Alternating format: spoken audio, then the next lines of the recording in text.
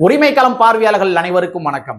இன்னைக்கான அரசியல் களத்துல எது சம்பந்தமாக விவாதிக்க போறோம் அப்படின்னா, தோழர் கௌசல்யா சங்கர் அவர்கள் ஆளுகின்ற திராவிட முன்னேற்ற கழகத்தினுடைய அரசாங்கத்தினுடைய போதாமையை சும்மா லெப்ட் ரைட் வாங்கியிருக்கிறாங்க. இன்னைக்கு சமூக வலைத்தளங்கள்ல அதான் மிகப்பெரிய ஒரு ட்ரெண்டிங்கா போயிருக்குது. நிறைய பேர் என்ன பண்றாங்கன்னா, தோழர் கௌசல்யா அவர்களுக்கு எப்படி சங்கி முத்திரை குத்தலாம் அப்படின்ற மாதிரி ஆல்ரெடி உட்காந்து திராவிட முன்னேற்ற கழகத்தினுடைய ஆதரவாளர்கள் ரைட் அப் எழுத ஆரம்பிச்சிட்டாங்க. அதை நம்ம பார்த்துட்டு தான் இருக்கோம். சரிங்களா? ஸோ இன்னைக்கு நீலம் சோசியல் அப்படின்னு சொல்லி ஒரு யூடியூப் சேனலுங்க. அதாங்க நம்ம சேகர் பாபு அவர்களுக்கு பிடிக்காத ஒரு யூடியூப் சேனல். நீலம் சோசியலுடைய மைக்கை பார்த்தாலே மனுஷன் பதில் சொல்ல மாட்டாப்ல.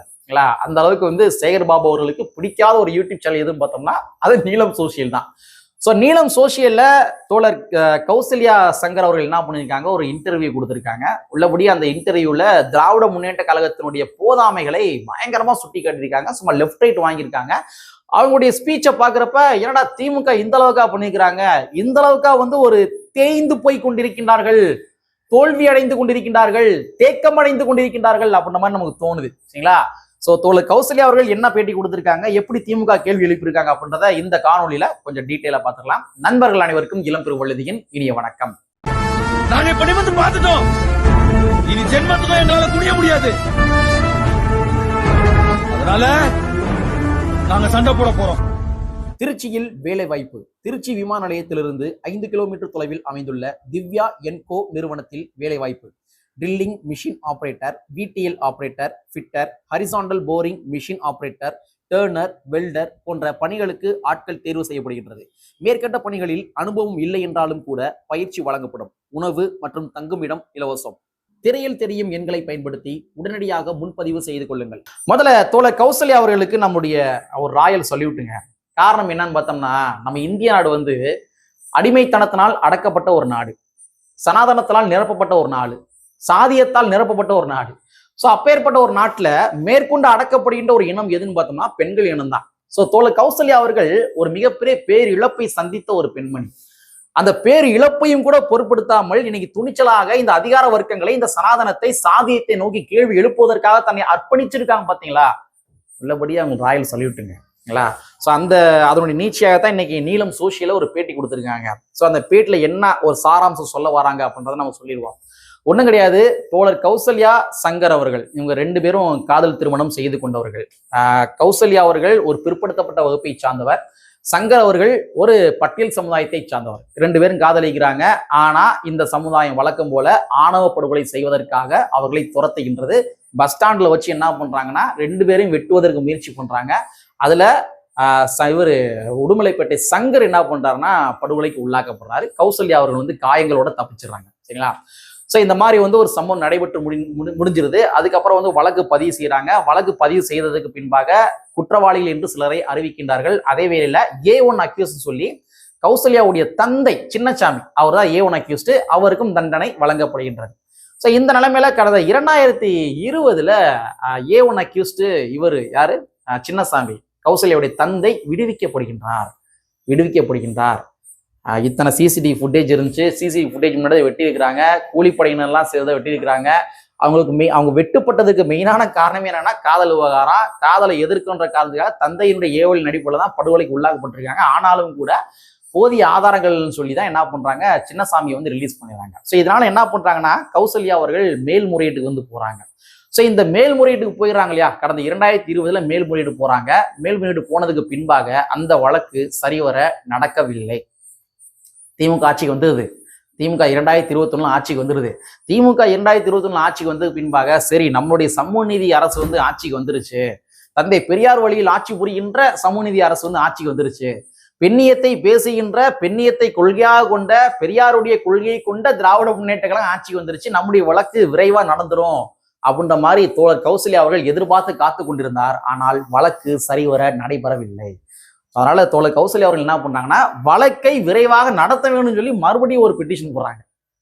ஏற்கனவே மேல்முறையீடு போட்டிருக்காங்க, வழக்கம் மறுபடியும் நடத்துங்கப்பா, சீக்கிரம் நடத்துங்கப்பா அப்படின்னு சொல்லி மறுபடியும் ஒரு பெட்டிஷன் போடுறாங்க. ஸோ அதுல என்ன பண்றாங்கன்னா பெட்டிஷன் போடுறாங்க. அப்படி இருந்த போதிலும் கூட நம்ம தமிழ்நாட்டு அரசாங்கம் டைம் கேட்குறாங்க. நாங்கள் விசாரணை வந்து நாங்கள் இந்த வழக்கை சீக்கிரம் முடிப்பதற்கு எங்களுக்கு வந்து டைம் கொடுங்க அப்படின்னு சொல்லி நீதிமன்றத்தில் பதில் வந்து கொடுக்குறாங்க. டைம் கேட்குறாங்க.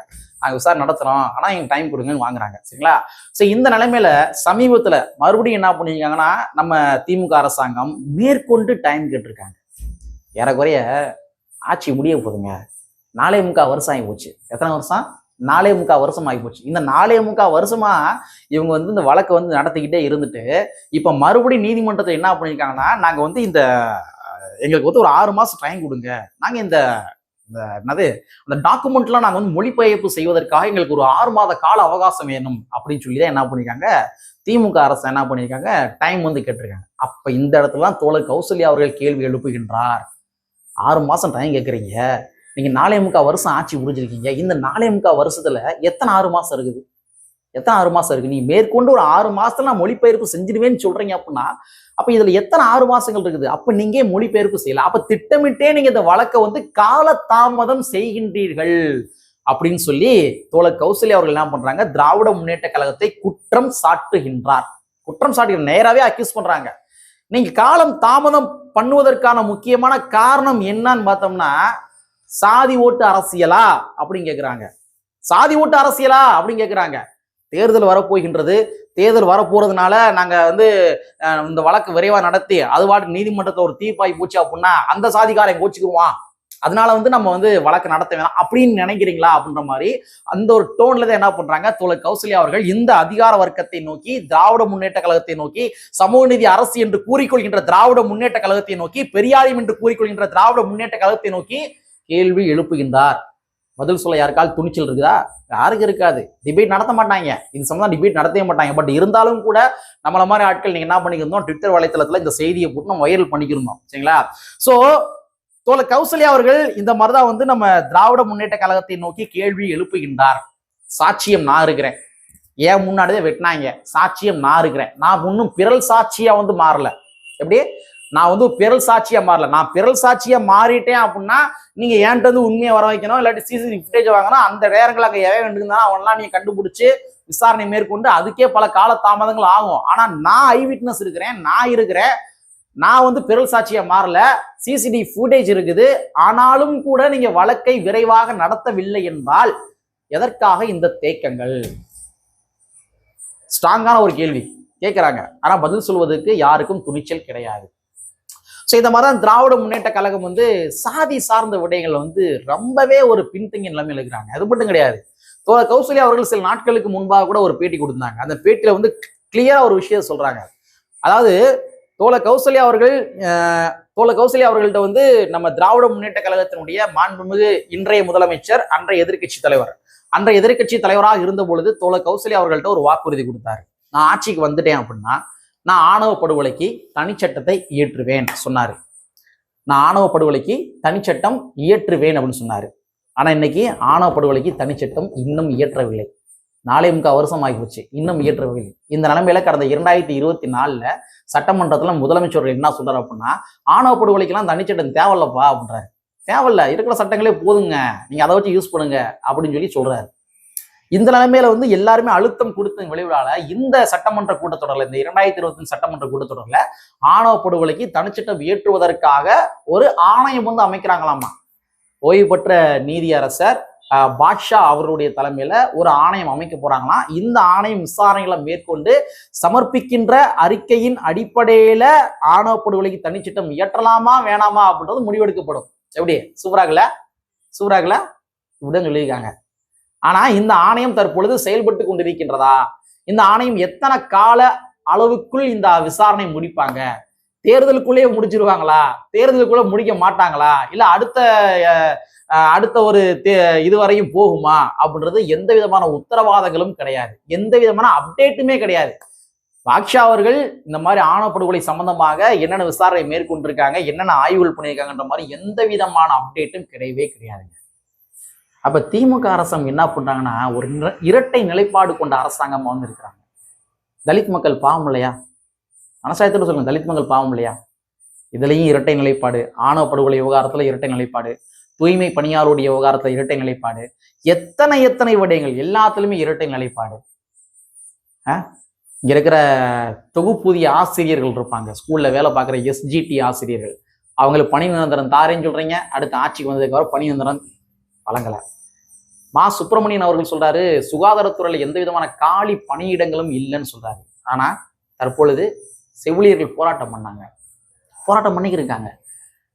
அரசு ஊழியர்களுக்கு பழைய ஓய்வூதிய திட்டத்தை கொண்டு வரேன்னு சொல்லி வாக்குறுதி, எந்த வாக்குறுதியும் சரிவர நிறைவேற்றவில்லை. அப்ப இதெல்லாம் மக்கள் மத்தியில் மிகப்பெரிய அதிருப்திகளை உண்டாக்காதா?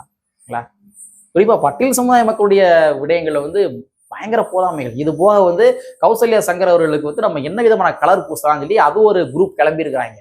கௌசல்யா சங்கர் அவர்களுக்கு என்ன சாயத்தை பூசலாம், நீலசங்கி சாயத்தை பூசலாமா அப்படின்ட்டு நீலசங்கி எழுத ஆரம்பிச்சிட்டாங்க. ஆல்ரெடி திமுக காரங்க எழுதுறாங்க நீலசங்கி. ஒரு இஸ்லாமியர்கள் ஏன் சிறை கைதிகள் நீங்க விடுதலை பண்ணல, வாக்குறுதி கொடுத்தீங்களே, நீண்ட நாள் சிறை கைதிகளை விடுவிப்போம்னு சொன்னீங்களா, ஏன் விடுவிக்கலன்னு கேட்டா அந்த இஸ்லாமியர்கள் பச்சை சங்கி யாரு, திமுக எழுதுறாங்க. இன்னைக்கு தூய்மை பணியாளர் போராட்டம் பண்றாங்க, எதிர்ப்படும் தொழிலாளர்கள் போராட்டம் பண்ணாங்க அப்படின்னா அந்த தூய்மை பணியாளருடைய போராட்டத்தை யார் முன்னெடுக்கிறா? பாரதி அவர்கள் முன்னெடுக்கிறாரு. அவர் ஒரு கம்யூனிஸ்ட் கட்சியை சார்ந்தவர். அப்ப கம்யூனிஸ்ட் சிவப்பு போடு, நீ ஒரு சிவப்பு சங்கி. எத்தனை சங்கி பட்டம் கொடுப்பீங்க நீங்க? இந்த மாதிரிதான் திமுகவுடைய அரசாங்கத்துடைய போதாமை இருந்து கொண்டிருக்கின்றது. பட் இருந்தாலும் இன்னைக்கு தோழர் கௌசல்யா அவர்கள் பேசின அந்த ஸ்பீச் உள்ளபடி வரவேற்க வேண்டிய ஸ்பீச். நமக்கு ஒரு வகையான ஒரு துணிச்சலை தருகின்றது. அதிகார வர்க்கங்களை நோக்கி நம்ம கேள்வி எழுப்புவோம், மக்கள் மன்றத்தை முன்னாடி வச்சுட்டே இருப்போம், மக்கள் தீர்மானிக்கிட்டோம் யார் நல்லவங்க யார் கெட்டவங்க, அடுத்து 2026 ஆட்சி யார் வரணும் யார் வரக்கூடாது, மக்கள் தான் இங்க மன்னர்கள் என்பதனை கூறிக்கொண்டு, கற்பி ஒன்று புரட்சி செய்து புரட்சியில் அம்பேத்கருடைய வரியை கூறிக்கொண்டு நிறைவு செய்கின்றேன். நன்றி, வணக்கம்.